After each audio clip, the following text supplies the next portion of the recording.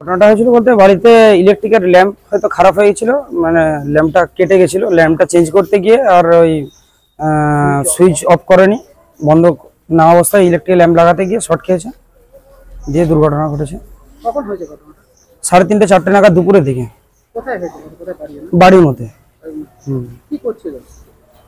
ইলেকট্রিকের ল্যাম্প খারাপ হয়েছিল, ওটা ল্যাম্পটা চেঞ্জ করতে গিয়েছিল, দিয়ে সুইচটা বন্ধ করেনি। বাড়ির মধ্যে হয়েছে? বাড়ির মধ্যে হয়েছে। পাড়া প্রতিবেশী দেখতে পেয়ে আর ডেকে এসে বাড়িতে দেখে যে গ্রামীণ হসপিটাল বগুড়াতে নিয়ে আসে। ডাক্তার বলেন যে মৃত বলে ঘোষণা করেছেন। কত বয়স মারা গেছে? 57 বছর। ওনার নাম? ললিন দাস, ললিন সাত্রা, সরি। কোথায় বাড়ি? বাগরোল, কতুলপুর। আপনার নাম? সন্তু রায়। আপনি কি প্রতিবেশী? প্রতিবেশী।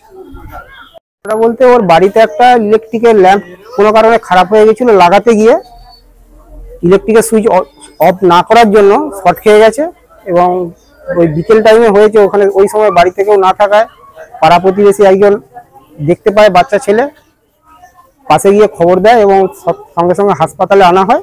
হাসপাতালে ডাক্তার মৃত বলে ঘোষণা করে। কত বয়স? ওই 57 বছর হবে। কি করে মারা গেল? ইলেকট্রিকের শর্ট খেয়ে। ঘরের মধ্যে? ঘরের মধ্যে। কি করছিল? নিজের বাড়িতে? নিজের বাড়িতে ইলেকট্রিকের হোল্ডার, মানে ডুমটা হয়তো খারাপ হয়ে গেছিল, লাগাতে গিয়ে শর্ট খেয়ে। বাগরোল গ্রামে। কি নাম যে মারা গেছে? ললিন সাত্রা। তারপর? আমার নাম বিদ্যুৎ সমাদ্দার, আমার পাশের বাড়ি।